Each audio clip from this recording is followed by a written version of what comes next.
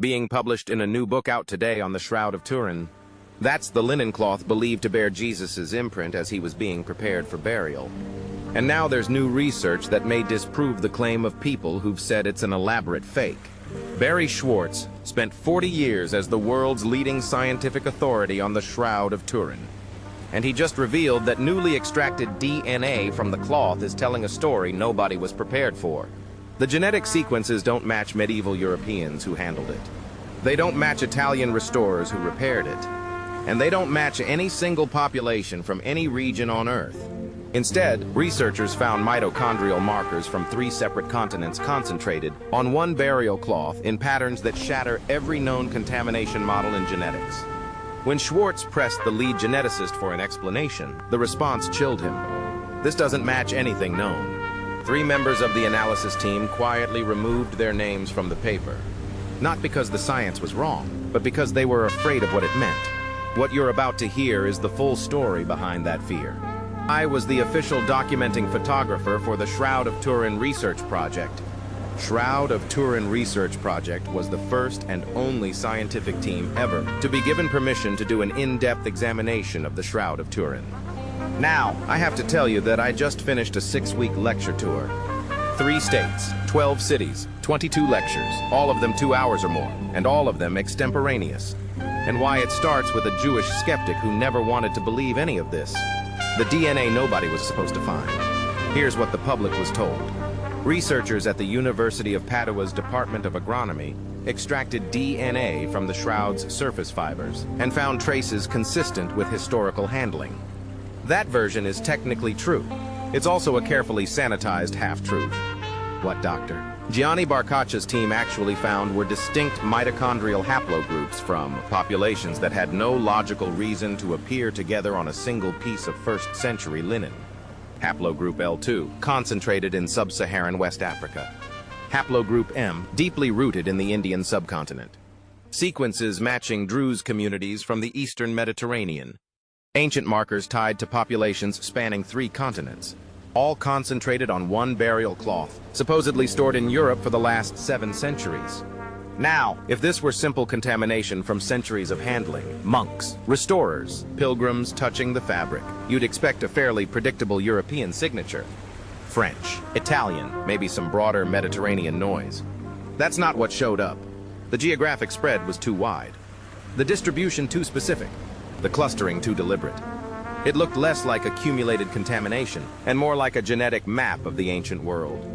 Trade routes and migration paths that wouldn't normally intersect on a single object without extraordinary circumstances. And get this, when Barcaccia's team cross-referenced their mitochondrial data against known contamination models, none of them fit.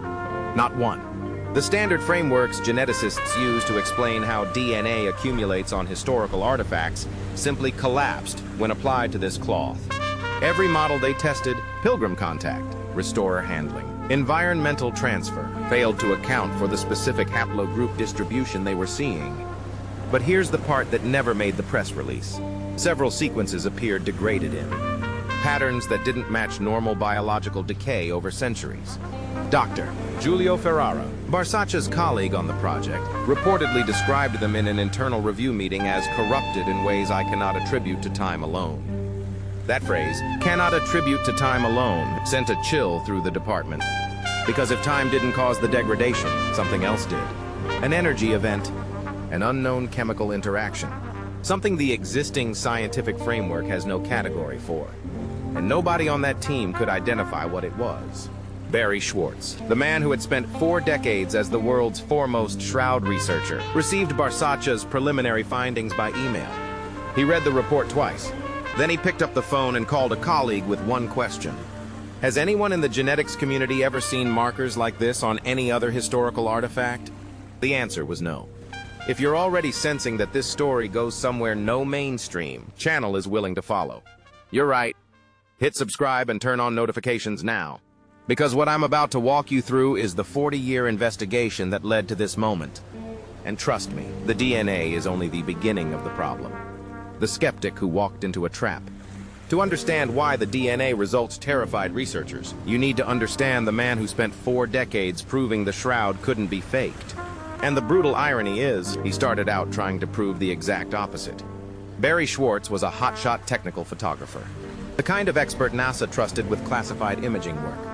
When a team of elite American scientists recruited him for a direct examination of the In Their Faces, he was Jewish. He figured the thing was a medieval painting. He'd fly to Italy, spot some brush strokes, enjoy a free European vacation, and be home within a week. He even joked about it at conferences. That joke haunted him for the next 40 years. Here's the thing nobody talks about. Something shifted the moment he arrived in Turin and stood face to face with the cloth. The image on the shroud, when viewed in photographic negative, transforms into something that stops you cold. Lash marks across the body in forensic detail. Facial features with startling anatomical precision. Wounds in the wrists, not the palms, like every medieval artist incorrectly painted. The wrists. A detail no forger could have known, because the anatomical knowledge simply didn't exist yet in the medieval period. There was something unique about the image on the shroud, Schwortz later said. Something that was not typical of any other images that any of us were familiar with. Here's what shook him. The image only penetrates the outermost fibrils of the linen. We're talking a layer thinner than a human hair. No paint soaks through like that. No dye sits that shallow. Whatever created this image affected only the absolute surface of each thread, leaving the interior completely untouched. That kind of precision doesn't exist in any artistic method from any period in history. Schwortz had photographed thousands of artworks in his career. He'd never seen anything remotely like this. The team worked 5 straight days and nights, barely sleeping, running experiment after experiment on the ancient cloth. Schwortz photographed every microscopic fiber, every marking, every impossible detail. Infrared spectroscopy, ultraviolet fluorescence photography, X-ray radiography, microchemical analysis. They threw everything they had at this cloth. And slowly, the color drained from his face. No brush strokes, no pigments, no dye, no scorch marks, no photographic chemicals. Nothing from any known artistic technique from any period in human history could explain how the image got there. It wasn't painted, it wasn't burned, it wasn't photographed. By every scientific measure they could apply, the image on this cloth should not exist. But that wasn't even the worst part. Because what happened next made Schwortz realize he hadn't walked into an investigation. He'd walked into a trap he'd never escape. Maybe God wanted one of his chosen people on this team. Schwortz tried to walk away. Twice. He told himself this wasn't his problem. He was Jewish. What did he care about some Christian relic? But the shroud wouldn't let him go. Then Don Lin entered the picture, and the story shifted into territory Schwortz never anticipated. Lin wasn't some fringe researcher chasing relics. This man had worked on NASA's Voyager mission, the spacecraft that sent back humanity's first close-up images of Jupiter and Saturn. He'd worked on the Galileo mission. He was one of JPL's top imaging specialists. Jet Propulsion Laboratory, the same institution that builds and operates Mars rovers. His security clearance alone was higher than most people's career ambitions. When Don Lin spoke in his room, conversation stopped and everyone listened carefully. During a planning meeting, Schwortz finally confronted him. "Why am I here? I'm just a Jewish guy with zero connection to any of this." Lin's response hit him like a freight train. "Jesus was Jewish too," he said matter-of-factly. Then he leaned closer, voice dropping. Maybe God specifically wanted one of his chosen people on this particular team. The hairs rose on the back of Schwartz's neck. The room suddenly felt different. Lin told him to go to Turin, do his absolute best professional work, and simply trust that the larger purpose would reveal itself in time. Those words changed everything about Schwartz's trajectory. He had no idea he was about to fall into a mystery that would consume the rest of his life. Now here's where it gets wild. Over the following 3 years, the STURP team ran every conceivable scientific test on the shroud, determined to crack it open and prove it was an elaborate forgery. Instead, they hit wall after wall. And they didn't just fail to identify the technique used. They proved through rigorously peer-reviewed research published in major scientific journals that no known technology from any era could produce this specific image with these specific characteristics. And get this. In 2005, Dr. Paolo Di Lazzaro at Italy's ENEA Research Center attempted to replicate just a fraction of the image's properties using the most advanced ultraviolet excimer laser available. After years of trials, his team managed to reproduce the superficial coloring on individual linen fibers, but only on a patch roughly the size of a postage stamp. Scaling it to the full shroud dimensions would require, by De Lazaro's own published calculations, a simultaneous burst of ultraviolet light producing 34 trillion watts of power. No technology on Earth in any century comes remotely close to generating that. At the end of our 3 years, we published our work in peer-reviewed scientific journals, Schwortz confirmed, and the broader scientific establishment's response, silence. No major rebuttals. No serious attempts to disprove the work. Just quiet. The kind of quiet that tells you someone influential doesn't want this conversation to continue. But that silence was about to break in the worst possible way. Because the blood evidence was about to change everything Schwortz thought he knew. The phone call that shattered a skeptic. Even after witnessing all of this firsthand, Schwortz still didn't believe. For 18 years, he stubbornly refused to accept what his own research was telling him. The reason was deceptively simple. The blood stains on the shroud were still red. Anyone with basic forensic knowledge knows old blood turns dark brown within hours. That single detail anchored his skepticism for 2 decades. Then, in 1995, a phone call shattered everything. On the other end was Dr. Alan Adler, Harvard-educated biochemist, world-renowned blood chemistry expert, fellow Jewish researcher with impeccable credentials. This wasn't some fringe theorist with an agenda. Adler had published extensively in peer-reviewed hematology journals. When he spoke authoritatively about blood evidence, governments and major forensic institutions listened carefully. "Barrie," Adler said, his voice unusually tense. "The blood samples contain abnormally high bilirubin levels. Extremely high." "What does that mean, Alan?" "Here's the catch." Adler explained that when a human body undergoes extreme prolonged trauma, severe beating, brutal whipping, piercing with thorns, crucifixion, the biological system floods with bilirubin as an acute shock response. The overwhelmed liver can't process it fast enough, and blood with those elevated bilirubin levels stays permanently red. It never darkens. Ever. Schwartz's hands went cold. The evidence had been sitting directly in front of him for 20 years. He just didn't have the specialized biochemical knowledge to read it correctly.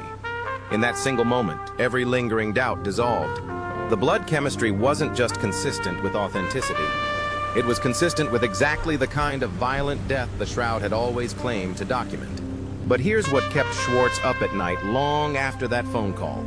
The bilirubin revelation was 1995. The DNA findings came later, and they made the blood chemistry look straightforward by comparison.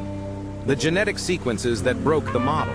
When Barsak's team at Padua extracted viable DNA from the Shroud's fibers, they expected textbook contamination signatures. Centuries of European handlers, monks, restorers, the genetic equivalent of background noise, standard procedure for any historical artifact analysis. What they pulled instead was a genetic puzzle with no solution. The mitochondrial analysis revealed haplogroups from populations separated by thousands of miles and thousands of years. Markers. You'd associate with communities in India alongside sequences tied to North African lineages, layered with Eastern Mediterranean signatures that predated the medieval period by centuries. All on one cloth. Barsak's team initially assumed their samples were cross-contaminated in the lab. They ran the analysis again. Same results. They ran it a third time using fresh samples from different areas of the fabric. The pattern held. Now think about this. If hundreds of European pilgrims and restorers handled this fabric over 700 years, you'd expect that genetic fingerprint to dominate everything else. It doesn't. The European signal is present, but it's not the dominant story.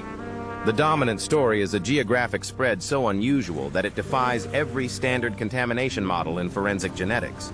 You'd have to imagine a scenario where people from India, sub-Saharan Africa, and isolated Eastern Mediterranean communities all independently made physical contact with the same piece of linen and left behind genetic signatures in concentrated, non-random patterns. That's not how real-world contamination works. Contamination is messy, random, and dominated by the most recent and frequent handlers. This was none of those things.